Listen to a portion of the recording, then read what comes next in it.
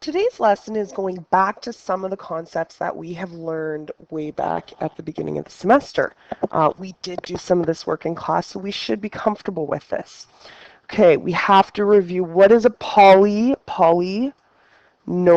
Poly is an algebraic expression, so that's just a sentence with a bunch of letters and numbers in it, consisting of one or more terms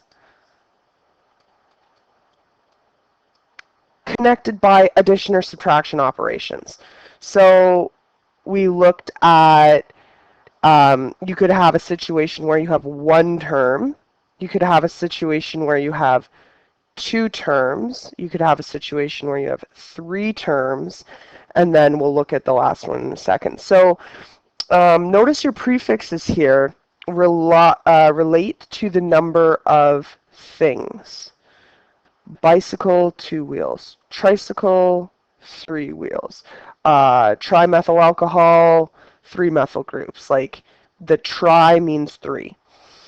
And then one-on-one, if you go one-on-one with someone, if we go way back into our Latin times, that was like mono a mono. I'm going to take you one-on-one. So that's a monomial. Mono al mono is 1. And an example of a monomial, let's just look at 2x. That's a monomial. There's one thing there. Yes, there's a 2 and an x, like two different things, but it's one term. All right? Then let's make a binomial, something with two terms, and it has to be separated by an addition or subtraction sign. So I'm going to make up 7x minus 1. So there are two pieces, 1, and we actually count the negative with the 1, like two pieces there. And then the trinomial, we gave you an example there. And the last one is called a polynomial, if you've got many. So the prefix poly, you've also seen this in, well, no, this is math. Polygon last year when you were talking about sides of shapes. A polygon is a many-sided shape. You don't know how many sides there are. It could be a pentagon or a hexagon, and that tells you specifically. But if they say a polygon, it could be any shape with any number of sides. Okay. So your distributive property is when you have something multiplying something else. And we use it, we call it expanding and simplifying. That's your distributive property. The questions would be like either expand and simplify or simplify. That's what they're asking you to do. When we expand and multiply the outside term or the number to all of the terms, so in this case it's a number, but it's got to hit everything inside the bracket.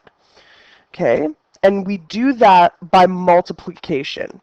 So we multiply the outside term by all of the terms inside the brackets. That's happening. Boom, there, boom, there.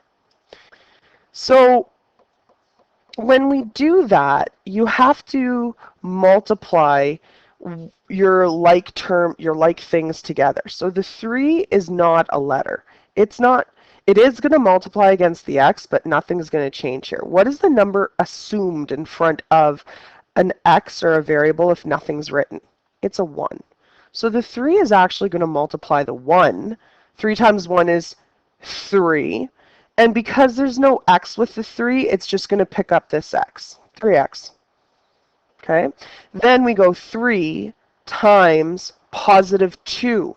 That's a positive 6. And we have expanded and simplified using the distributive property.